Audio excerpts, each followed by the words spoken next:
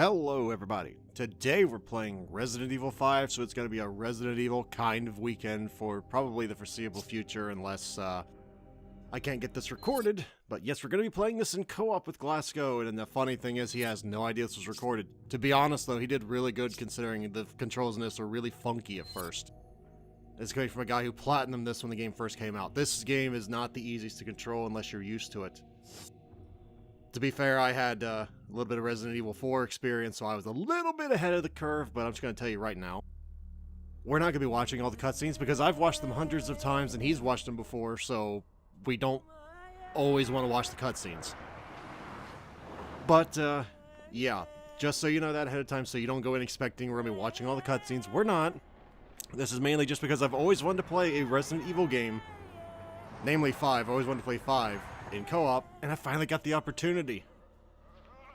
Namely because I asked him if he had it, and then pseudo pressured him into getting it, but hey, it was a blast as far as I'm concerned.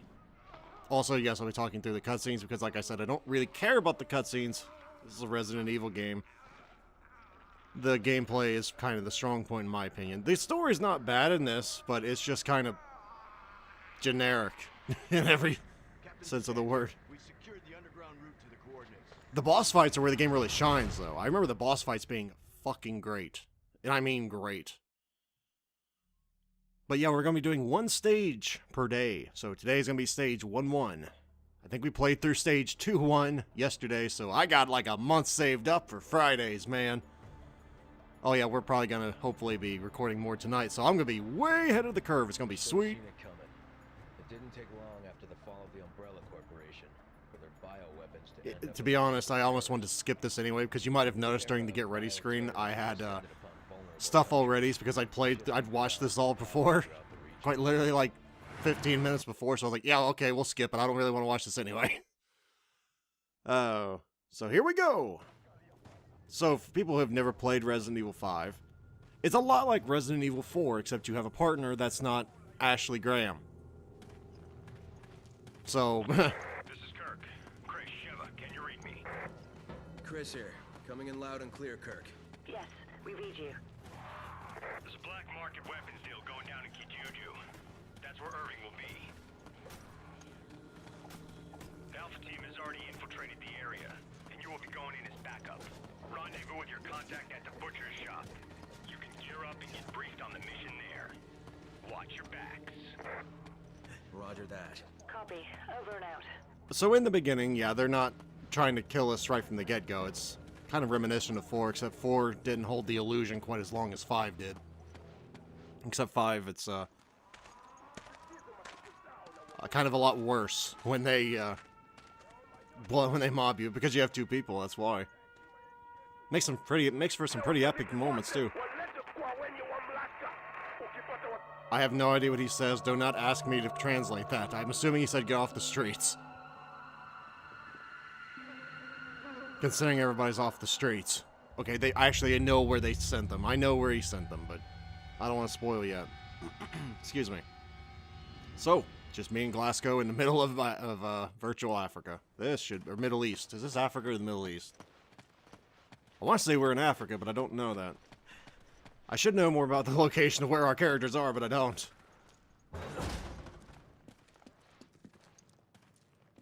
I heard there were 2 of you.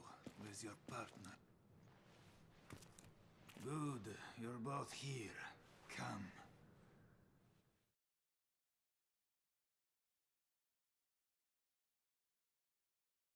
You too. This way. But maybe because of the new government, the people around here are a little on edge. You should do what you came here to do and go home. Yeah, they really roll out the red carpet for us Americans. It's funny because I'm an American. I have your weapons for you here. Check them.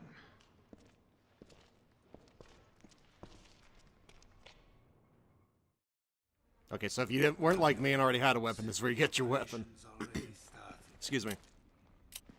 So you gotta equip that bad boy, and then I think it just takes you to another cutscene, as I recall. Oh, there we go. I'm not sure why. It didn't...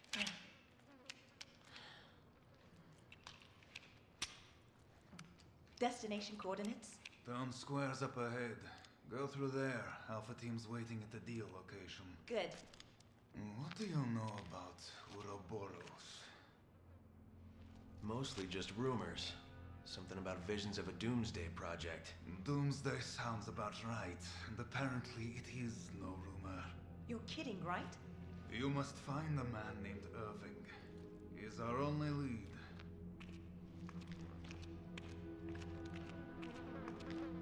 And be careful out there. Okay, so I'm just gonna say it. We're not on microphones. You might be able to tell, because if we were on microphones, you'd be able to hear us in game. This will come into play later. Okay. Remember, we're a team. Whatever happens, we stick together. Don't worry. I may not be as big as you, but I can still hold my own. Oh, there's a guy there. I've never noticed that one guy there. And I played this game hundreds of hours. I quite literally never noticed there was a guy in that building during that little cutscene. It's amazing what you find when you're editing than when you do when you're like actually doing it live. Apparently, he left or something. Guess he's not here. Oh yeah, fun fact: gold is shared. This shouldn't. Yeah, this shouldn't have to be said, but Roger. I'm not sure why I just took that. I guess I'm just greedy. I already have like 2 healing things. I guess that's because I thought I don't know. I mean, the funny thing is you can look at the other person's inventory. So I should be able to tell that I don't have that. Or be able to tell that he doesn't have that, so I just kind of took it. Or at least I'm not a complete total douche. I am kind of one, because you'll see why. Oh lord, this cutscene takes forever.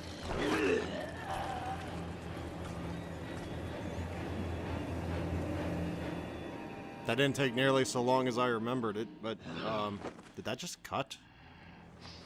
Because I must not have been paying attention to the cutscene as it was playing, because it didn't seem like it took very long. I was kind of yammering on about something else. One shot, 1 kill. That's how we do it. They didn't move like any zombies I've ever seen. Okay. Before we jump out of this window, I should probably look around and see if there's anything in here. Oh, there we are. I should probably... Oh, good. I just took that, too, because I'm an inconsiderate ass. And, don't worry, I get over that in a little bit. I kind of forgot that see, when I thought that, it was shared. I was like, oh, wait, no, that doesn't actually happen. So, I was just kind of taking ammo I had no right taking there. And apparently going down one-way things when I can clearly see on the map, that's not the way to go.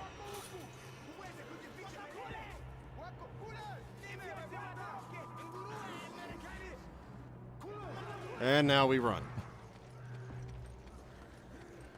I mean, you can fight them. I've done it before. There's no point to doing it. I think they're infinite, so you really shouldn't be fighting there, but you can do it. Kirk. The locals were hostile and we had to use force. We don't have any contingency plans for this situation, do we, Kirk? Come on! Roger on the locals, but your orders still stand. What does that mean? Come on! Was HQ expecting this? Roger. Open it. There we go. Don't know why you have to investigate some things and then hit circle, but you do. It's kind of wonky, but... Okay, I was gonna say, finally, I start acting like a team player a little bit here. Because I need him to have some ammo. He's, It's not too good to hoard all the ammo to yourself. Trust me, believe me, folks. That will get you in some shit later on. Because if you do that, and you get tied up, and there's a very good chance you're going to get tied up and held by somebody else, and they don't have a gun, you're on your own. Your life is pretty much in the hands of you and your partner together at all times in this game. That's why I love it. Didn't remember if there's anything in there. Fun fact, you want to look out for 3 little blue circles. I don't know what they're called, but I think they unlock secret stuff that you can unlock if you destroy the blue little octagons. I think they're octagons. I don't think they're circles now I think about it, but yeah. You want to look out for those. Come on! Okay, at least I'm finally getting with the program here a little bit. Because you can see how much ammo each person has right there in the bottom right. Most people don't know that, or some people don't know that, but it is a good idea to look at that.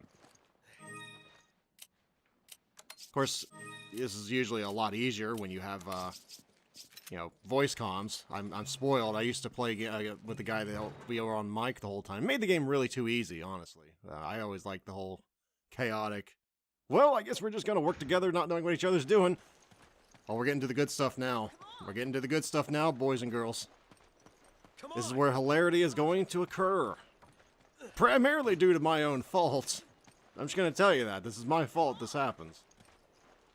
I guess I can be a little greedy sometimes. He's like, here, have the plant, you animal. I take the ammo, you take the plant. No, but I'd probably rather have the plant in this upcoming thing because that'll save you buttocks.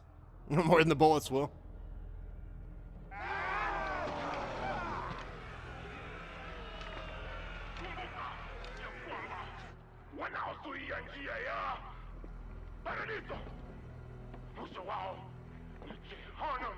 You don't know what you're talking about! You can all go to hell! Wait a minute. That's the... Tipo, for what? Well, now to Suia.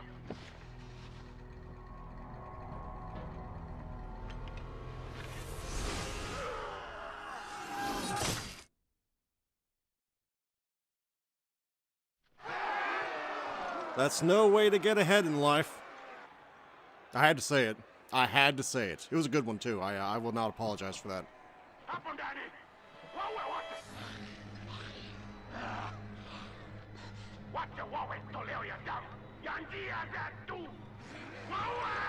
Here we go. The first quintessential moment of the game that everybody remembers. So what did most people do? Most people did what I do and go, well, I don't want them in here.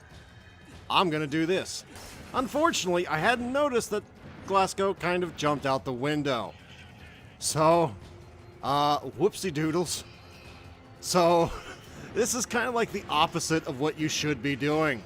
As at this point I realized, shit, he's outside. I'm going to try and push this back. You can't push it back. You can't do it.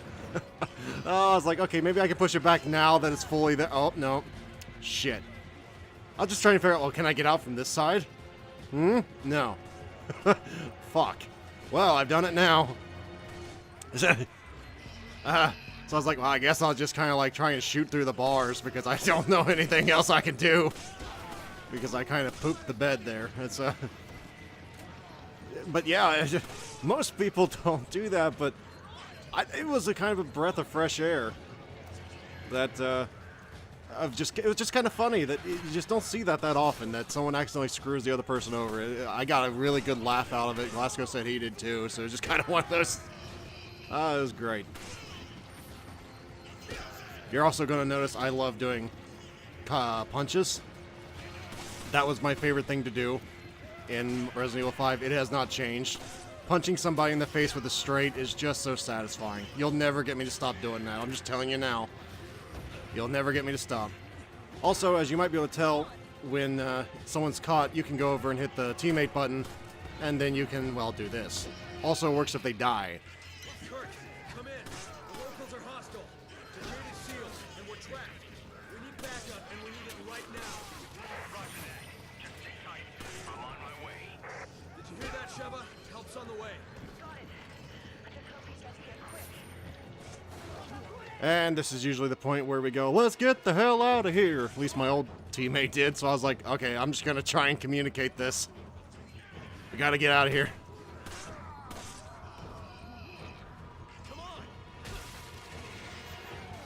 And that's why you do not want to be in there with them going from 3 directions with that guillotine guy coming in. You really don't want to do that. If you're wondering what I was doing there, I wasn't trying to shoot him in the face. I was trying to provide cover fire. Not very good, but I was trying. Because I can't aim with the controller very well. At this point, the whole stage kind of turns into a, well, good luck, buddy, because we can't really just turn siege. It's just try not to die. Each person tries not to die. At least that's the way I always played it. Because if you try and hole up as a team, things usually go very badly. At least for my old team.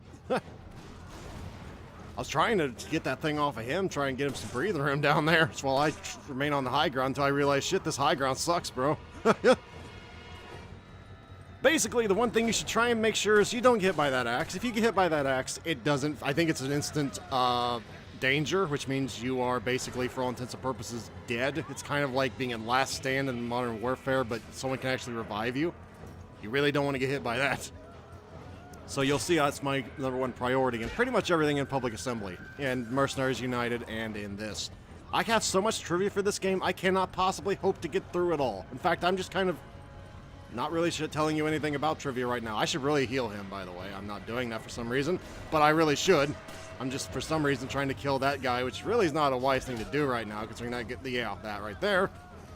I know that seemed really, Hold down till Kurt gets here. that didn't seem very thankful. He frees me and I just go, run! But you gotta do what you gotta do. I'd rather get hit by a hatchet than I would get hit by that giant-ass axe.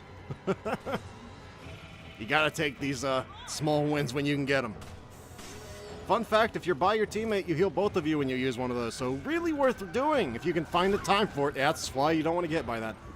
I'm not saying that to make fun of him, I'm just saying that's a good reason, that's a good showmanship of just why you don't want to do that. It sucks. I've been hit by that more times than my fair share now in my lifetime, okay? So because I'm the guy in Mercenaries United that always goes after Mr. Guillotine. I always go after him. Because you get really good rewards for killing him. So usually if I have like a shotgun, I'm going to town versus that man. Handgun? No, not so much. I'm not going to try and take him down with a handgun. You can. It's just you have to hit him in the head a bunch of times. And I mean a bunch of times. And probably throw all your grenades. But yeah, this is kind of like the thing in Resident Evil 4 I just did, where you just try and survive as long as you can. It's this essentially for like co-op. Again, you can kind of see I'm trying to provide cover fire, but I'm not sure if that's exactly worth it or not. When it comes to Resident Evil 5, I try and get really teammate oriented. Like, okay, he's doing this, I'll try and cover from this direction. Doesn't matter who I'm playing with. Glascoe, my old friend, randoms, doesn't matter. I always try and help my teammate in any way in this game. That's why I love this game. It's really... Some people argue it's too co-op oriented. Yeah, it's not like Army of Two. Army of Two was like, you are... Well, see, he saved my ass there. Army of Two is like, if you don't have a teammate, it's like, you just lose. In Resident Evil 5, if you don't have a teammate, you could probably get through it, but it's a lot easier if you have a good one. Also, this is probably one of the dumbest things I've ever done, but I was like, I don't want... Hey, we're going to force them to come through one way if we're going to come in here. They're going to come in through the one way we can funnel them through. Was it smart? I don't know. But that's what we did. Oh, I'm almost out of ammo. I didn't even realize that. Apparently I did there. Oh, Jesus. This is where I was like, oh boy. Get out time. Hopefully he knows that window's back there. I don't know how he got out. I didn't watch the map there. I was watching my screen, but he got out. Generally, though, it is kind of nice to be halfway near your teammate, so if they do have a whoopsie. But this is probably my favorite part of the whole game. I love public assembly, and that's what that is. That's public assembly.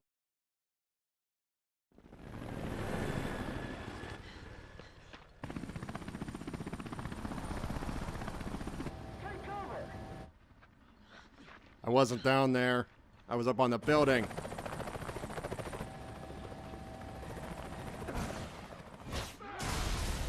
Well, I guess that's good. I think you missed most of them, but I guess you kind of got us out of this.